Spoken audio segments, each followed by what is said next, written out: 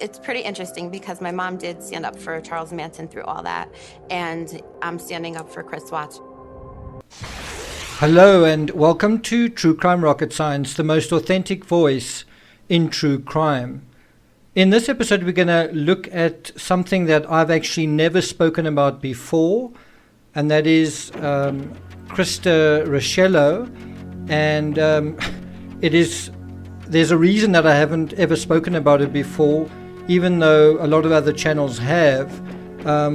My channel deals with authentic, proper evidence and proper scenarios, right? And we all know that Christa spoke for Chris Watts. According to her, she spoke for him, and she then went onto a channel, and a YouTube channel, and basically provided the goods on Chris Watts to this channel, and they had a very cozy relationship. It was that Chris Watts trusts the channel, and Chris Watts trusts her, and blah blah blah blah blah, and then later on it turns out that certain things weren't the case, right? That Chris Watts, I think, wasn't very happy with what was going on. He wasn't very happy with what the channel was saying, which prompted him to eventually say the following. I'm not going to play that recording here. I will put a link to the recording in the description, but it's basically where Chris Watts says, referring to the same channel that Christa says is her platform, that that channel doesn't reflect his directives. It's not. It doesn't have his blessing. Blah blah blah. And so this particular recording was put up on another channel, which apparently did have his blessing. And then quite fun. It was quite an amusing thing how someone edited it to swap around the one creator for the other, and then make it into something completely different. And of course, this creator then repeated that edited thing on his channel. I do think what you're likely to see is this particular channel picking up a lot of subscribers, people who are probably quite new to the case based on watching the Cellmate Secrets thing, and people just who don't know any better. Interestingly, it's at a time where he's lost something like 500 subscribers in the last couple of days based on what was said on another channel by family members. So it's just all a very weird situation. Now, if you can obviously go into some of the things that, for example, Scott Reich went into, sort of looking at the fact that her own mother was fascinated, and perhaps even more than that, with Charles Manson, and then she seems to follow in his footsteps or her footsteps. And then her own father was in prison. I don't know whether she says that her father was a fan of Charles Manson, but one gets the idea that both her parents were sort of fascinated with Charles Manson and also defended him. And then she says, giving a little bit of psychological insight into her own psyche, saying, wow, I guess I'm not that different to my mother. Now, what I do think is quite interesting, from if you want to apply psychology to everything that's going on here, I think something that you can't get away from is that Christa got quite a lot of attention through Chris Watts. So she writes to Chris Watts, she then appears on a YouTube channel and gets a lot of attention that way, and then from there appears on television and gets a lot of attention that way. And you've kind of got to ask, is that actually what's going on? Is this a person who really wants attention? And, is one way of getting that attention. And I'm not saying she sat down and said, I want attention and I'm going to use X, Y, or Z to get that attention. Maybe it happens like subconsciously, but that is the result of all of this, which is she contacts a high-profile person, she appears on a YouTube channel, and then she appears on television. Isn't that exactly what she wanted? That she kind of becomes this font of information kind of thing. He knew that I could get information out for people to hear. I feel that it's very possible that he took that and ran with it for what he needed. And what that need is, I don't know. But I look back on it and I'm saying to myself, you know, I probably was used by Chris. Absolutely. And that hurts. So I don't actually know the details, and to be honest, I don't really want to know. I don't really care about them. I really don't care about the details. But from just speaking in a general way, I don't know whether I believe Christa when she says that, that she really believes that Chris Watts used her in order to get his message across on Armchair Detective. It may be that he did, and it may be that he did until he didn't want to. All of that is, I guess, possible. But the other side of it is, if that's true, then why on earth would he go to the trouble to leave a message expressly saying that he didn't support that particular channel? Why on earth would he say that? And the thing that I think is certainly worth thinking about is, isn't it the opposite? Isn't this a case of someone who gets close to Chris Watts and then the next thing spills the beans, appears on these platforms, provides all this information, and then also appears on television, and then you sort of got to ask, if you compare it to Cellmate Secrets with Casey Anthony, you've got to kind of ask, did Chris Watts approve of all of this happening? Does he approve of his friend saying this? And of course you do have a similar situation in a weird way in the Casey Anthony case, if you've watched that Cellmate Secrets, where someone called Robin collected Casey's letters, and then when Casey was acquitted was very unhappy about it and quite angry and wondered why she didn't testify. And then you sort of wonder, was she a genuine friend to Casey? And the impression I get is that, and you see this quite a lot in criminal cases where there's a snitch, is that what is happening with the snitch is the snitch finds themselves in a situation alongside a much higher profile criminal. And then what appears to happen, I'm not saying it necessarily happens, but what appears to happen is they then opportunistically think, well, if I can get close to this person, I can get some intel information, then I can possibly give it to my jailer, a prosecutor, someone in law enforcement, and I can get a benefit out of that. In other words, if I play this particular individual and I can get some information that the prosecutors need, I can then get some perks or special treatment, right? And that is exactly what happened in terms of the snitch in the Patrick Frazee case. That is not in question. That is something that he specifically negotiated for, right? And so you've kind of got to ask yourself, why are some of these snitches not star witnesses in court cases? Why don't you hear about snitches all the time? And the answer is, you sometimes do, but the problem is they have an agenda. And the problem is that often, they're not in prison for fun. They're there for a reason. And of course, in these episodes,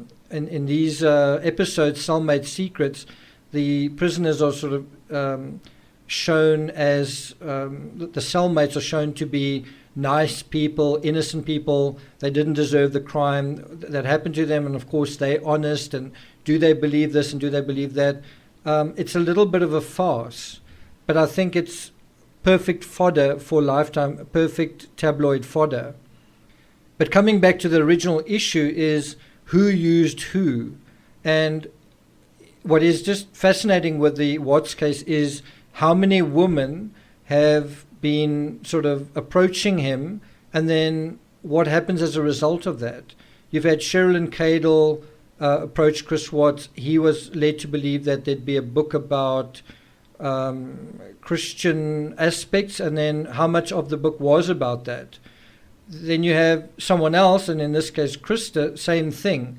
There was supposed to be a book, and it's supposed to be very heavily dealing with a particular area, and then did that happen?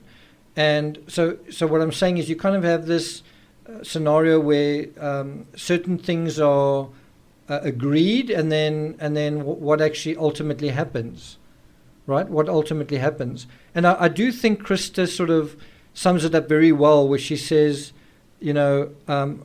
I had a platform with, and then she mentions this channel, and it's quite funny. In one of the websites, I think it's Entertainment Tonight or something, they actually get the name of the channel wrong. They call it something True Detective. But in any event, I think that is what she wanted all along. She wants a platform. And so she gets a platform because she's gotten access to Chris Watts. And obviously what is happening is double dealing. You form a friendship, or isn't it? Is it not double dealing? You form a friendship with this person, you form a bond of trust, and then you go behind their back and you say, you know what, I don't really believe him, I don't think this and I don't think that, and then you go back and forth and back and forth and back and forth. The other thing that I think is quite interesting is, although all the media are saying that Christa is engaged to the cellmate that I think his name's Dylan, that shared the cell with Chris Watts, or was in a cell next to him, that engagement's no longer the case. That's just not happening. So one's also got to wonder, in terms of that engagement, was that a genuine engagement, or was that also, playing around with people in order to extract information? There was a really bizarre piece of news where her former fiance Dylan and Chris Watts were disciplined in July after Watts' underwear and Vaseline were found in Tillman's cell. Make of that what you will, but I'll put a link to that in the description or in a pinned comment. Doesn't make sense. You were having an affair with a married man whose family had this horrific tragedy. I would apologize, and how can I help? That's what I would do, not fall off the grid completely. Now, what I find weirdly ironic with Christa's position here is that she's befriending Chris Watts, and then the person that she seems to have a problem with is Nicole Kessinger. And, as early as November, Nicole Kessinger was quoted in an exclusive interview with the Denver Post saying, "I just wanted to help. With a pregnant woman and 2 children missing, I was going to do anything that I could." And so Christa seems to be accusing Nicole Kessinger of not helping, when there's interview after interview after interview after interview with the CBI. And I know people will say, well, she wasn't completely honest. There were things that she was holding back, but some of that was things that are fairly lurid. And, does the public have the right to know those sort of details? And I know what you'll say. Yes, they do. Of course, if it was you would feel exactly the same. But the thing that I think is important to stress, and I stressed it in a Shakedown blog episode where I showed the actual text between Kessinger and Kobach, where she's asking him repeatedly, can we meet first thing in the morning? Can we meet this time? Can we meet that time? And he's actually too busy, or he's fobbing her off, and she's trying to make arrangements for them to meet. And so here is someone who's making an effort to come forward and trying to help. Repeatedly, she's calling him early in the morning saying, something else has occurred to me. But of course, if you don't know the discovery very well, if you don't know the case very well, then it's very easy to point the finger and make accusations. On the other point that she made about, she should have said sorry, she might have a point. I don't see her saying sorry in the Denver Post article. I can't really find any sort of explicit apology in the sort of questioning, the questions and answers. There's nothing like that there. And so I think Kessinger could definitely have been more sort of been very clear that she feels very bad about what's happened and is apologetic. She could definitely have done that. Having said that, I think you've kind of heard that from Chris Watts. You've heard him apologizing and saying he's sorry. You even heard that minutes after his first confession to his father. And we know how much that was worth. I mean, it was an apology within lies, right? He also apologized to Coda for lying to him, and then but then the next thing was lies as well. So an apology needs to be sincere. I also think there is a certain amount of bias where people, because they want to believe Chris Watts is horrible, they try and make him out to be even more horrible than he is. So they'll say, for example, he never shed one tear. And they might actually be quoting something that Tammy Lee said to him at the time. But of course, in court, you actually can see a tear coming down his face. So this whole idea that he never shed a tear and he was never emotional isn't true. It's based on some truth, because he wasn't very emotional. But the same can be said with Kessinger. Maybe she wasn't as emotional as she should have been. I kind of get the feeling she was quite shocked, and other things as well. I certainly don't want to sound like I'm defending her. But at the same time, I don't think it's accurate to say that she didn't seem sorry, especially when we listen to this. He's so disgusting. I'm so ashamed of him. Why? How? I don't even understand how you could, bring yourself to do that to somebody who's, that big. Now, if you spent any time listening to the original audio, I don't mean some of these clips, then there's quite a length of time that it takes her to regain her composure. And I know there are a lot of people who, no matter what you say, will insist on blaming Nicole Kessinger and disliking her. But I don't think you can say that she doesn't express regret and that she's unhappy about what has happened. I don't think you can say that. I do think it's quite a good point. Has she expressed something to Shanann's family? Has she communicated with them and said she's sorry? If she hasn't, maybe that would be a good thing. But probably if she has, it would have been indirectly through a lawyer. The other side of it is, if you were on the receiving end of that, would it really mean anything? So I want to ask you for your input. What do you think? Do you think that Chris Watts has been played, not just by one person, but by several people? Or do you think that he was playing other people? Which one do you think it is? My impression is that Chris Watts definitely lacks the ability to know who to trust and how to even go about trusting a person. I don't think he's got a lot of experience with that, and I think it shows. But at the same time, one's got to ask, who are the real monsters here? If you've got someone like Chris Watts, who we know did what he did, and then you've got people trying to curry favor with him, trying to become his pal. Meanwhile, if that's not bad enough, it turns out that they're actually deceiving him in order to do something else, whatever that is. And then can one say that that is something that is to be commended? Can one say that that is something that society needs, right? Is that the way that things should be? That you sort of, try and wangle your way into a high-profile criminal's inner circle, misrepresent yourself, misrepresent all sorts of things, and then you come out and you tell you have your expose, and you are the hero of the story. It's a little bit like, I think, going to Mount Everest and stepping over dead bodies and saying things and doing certain things that aren't actually very redeeming, but then coming back and still saying, well, I deserve a Noddy badge, I deserve a medal around my neck for my bravery and for what an incredible person I am. Is that really the case? And, a word that I've heard so much, people pointing to Chris Watts and accusing him of being a narcissist. Chris Watts is a narcissist. Chris Watts is this or that kind of narcissist kind of thing. And it goes on and on and on and on.